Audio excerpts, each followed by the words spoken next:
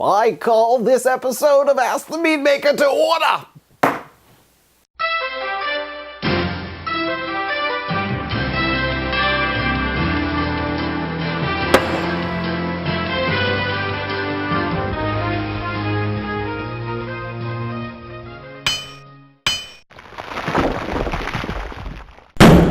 Welcome to Ask the Meadmaker, where I, Ricky the Meadmaker, answer your questions about mead making, mead drinking, mead brewing, and really any question you're willing to send to me. The first question is not one I've received yet, but certainly will. Yes, I own that liturgical robe. The first question I already received is from Laughing Dragon Meadery, and he wants to know what the difference between charcoal filtered water and reverse osmosis water is. And the answer is, it's a different process. Go on to Google and look up the different process. I'm not going to bother explaining it here. He wants to know which he should use for brewing. If you are going to use reverse osmosis water, you need to back add minerals into it because it's essentially distilling it, and you do not want to use distilled water in brewing. Jordan wants to know why I recommend using 5 packets of yeast rather than making a starter, and the answer is because 5 packets of yeast is easier.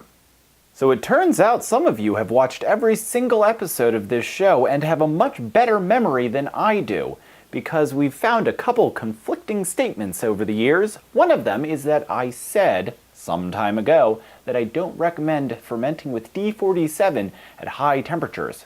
But then my recipes recommend it. The answer is, I've run experiments and I've changed my mind. Several of the questions reference those higher fermentation temperatures. The reason I recommend fermenting at higher temperatures in a single sentence is, I like the way the mead tastes when I ferment it a little hotter. Here's one where I may have just misspoken. Tango Corte says, you described forced carbonation and then said that in winemaking this is referred to as sparkling as opposed to carbonated, but your table shows the opposite. I don't know what table he's talking about. Where sparkling is the analog of naturally carbonated. Which is correct? Whichever table you're referring to, that's the one. Carbonated in winemaking means force carbonated, and sparkling means naturally carbonated. Our last question this week comes from Ian, who is having clarity issues. Aren't we all, Ian? His clarity issues, however, are in his mead. He sent me the full recipe, and it doesn't tell us much.